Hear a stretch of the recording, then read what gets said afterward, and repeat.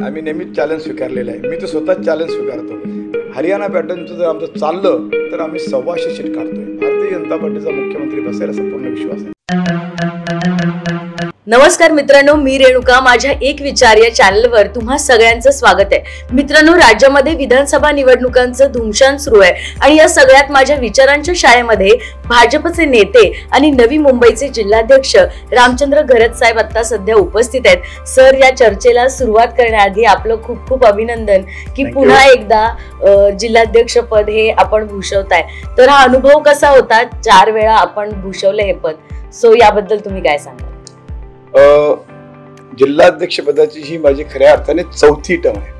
पहिल्या टर्म मध्ये खूप चॅलेंज होते मला, कारण पहिल्या टर्म मध्ये आमच्या इथे कोणीच नव्हतं. फक्त एकमेव नगरसेविका विजया घरत होत्या आणि मग त्या माध्यमातून एक कमिटी गठीत करणं, आघाड्या गठीत करणे, मोर्चे गठीत करणे हे खूप मोठे चॅलेंज होतं. कारण त्या कालखंडामध्ये गणेश नाईक हे खूप मोठ्या प्रमाणामध्ये एक इथं नेतृत्व होतं आणि त्यांना सोडून येण्यासाठी लोक तयार नव्हती. मग आम्ही एक पॉलिसी तयार केली. त्या पॉलिसीच्या अंतर्गत मला सांगितलं गेलं की आपल्याला टार्गेट करावं लागेल मोठ्या पार्टीच्या मोठ्या नेत्यांना, आणि मग मी तसं करत गेलो. त्यांना टार्गेट करत गेलो, त्यांच्याशी नेहमीच वादविवाद करत गेलो आणि अशा पद्धतीने बरेच बीजेपीचे इथे कार्यकर्ते आहेत, बीजेपीचे सपोर्टर आहेत. त्यांना असं वाटलं की हा अध्यक्ष काही वेगळाच आहे, हा अध्यक्ष आम्हाला सपोर्ट करेल, आमच्या पाठीमागे उभा राहील, आम्हाला हे पार्टीचं काम करायला इझी होईल. आणि मग असं करत करत करत करत पूर्ण टर्म संपेपर्यंत माझ्याकडे जवळजवळ 6,500 लोकांची टीम मी तयार केली आणि अशा पद्धतीने मग काम सुरू झालं. सर, आता विधानसभा निवडणुका आहेत.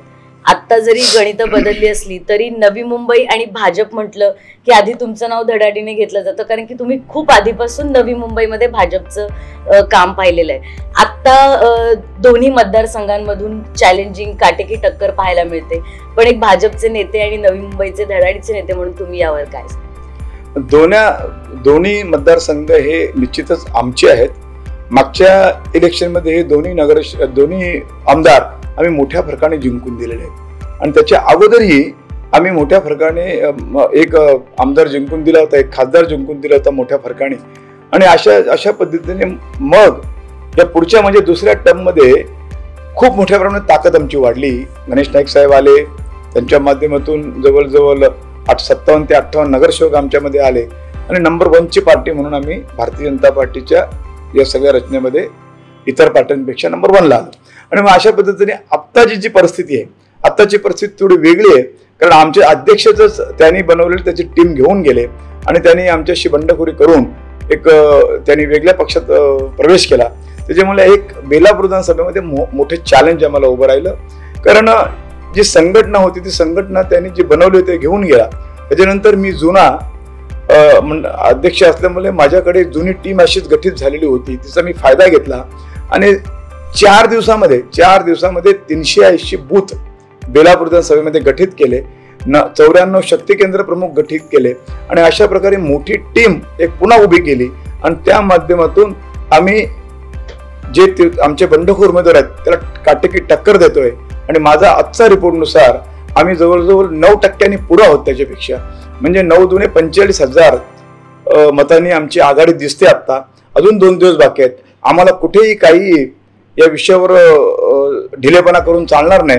हे 2 दिवस खूप मोठे मेहनतीचे आहेत आणि ते जर आम्ही जिंकले तर निश्चितच आमचे उमेदवार प्रचंड मताने जिंकेल.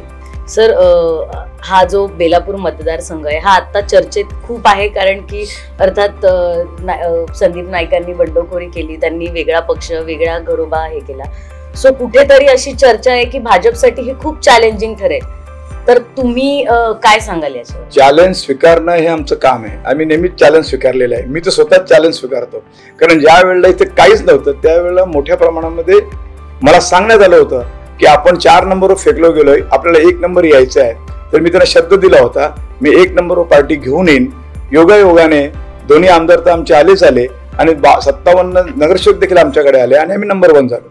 हा पुढचा जो चॅलेंज आहे, चॅलेंज स्वीकारल्यानंतर मला खास करून सांगण्यात आलं की जास्त फोकस बेलापूरमध्ये करायचा आहे आणि ऐरोलीमध्ये आमची सीट तशी इजी आहे म्हणून 1-2 वेळेलाच मी गेलो तिथे.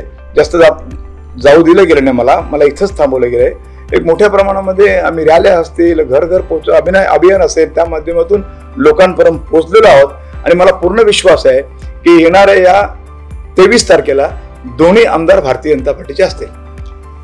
सर, ही जी निवडणूक आहे विधानसभेची, ती महायुती सरकारसाठी विशेष ठरली, कारण की सरकारने लाडकी बहीण योजना असेल, मुलींना मोफत शिक्षण असेल, शेतकऱ्यांचा इथे प्रश्न नाही पण शेतकऱ्यांना कर्जमाफी वगैरे अशा, त्यामुळे लोक कुठेतरी कल दिसतो महायुतीच्या बाजूने.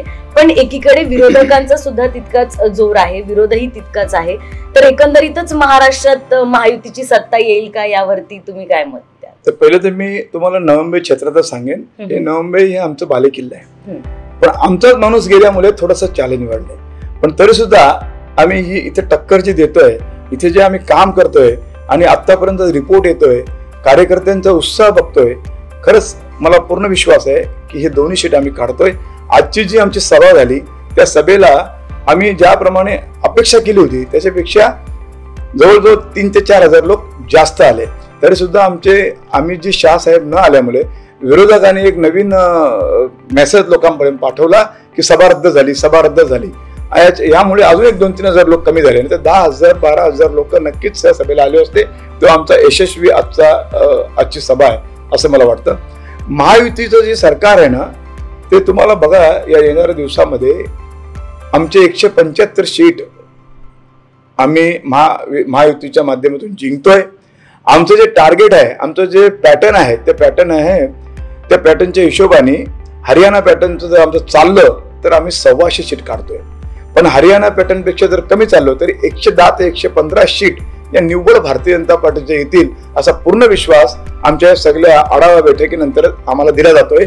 आणि नक्कीच 110 सीट जर आमच्या आल्या तर आम्हाला भारतीय जनता पार्टीचा मुख्यमंत्री बनवण्यासाठी कोणी रोखू शकणार नाही. आणि येणाऱ्या काळामध्ये महायुतीचाच मुख्यमंत्री बसेल आणि आमचाच भारतीय जनता पार्टीचा मुख्यमंत्री बसेल असा पूर्ण विश्वास आहे. सर, लाडकी बहीण योजना वर्क झाली असं वाटतंय तुम्हाला? या निवडणुकांमध्ये त्याचा फायदा होईल असं वाटतं? लाडकी बहीण योजनेचा खूप मोठा फायदा होणारच आहे. कारण त्याचं कारण असं आहे की आम्ही जे करतो ते करून दाखवतो. लोक विरोधक सांगतात ही योजना बंद होईल, ही योजना अशी फालतू आहे, ही योजना म्हणजे त्यांच्यावर आपण उपकार केल्याची जाणीव दाखवतो असं वगैरे वगैरे.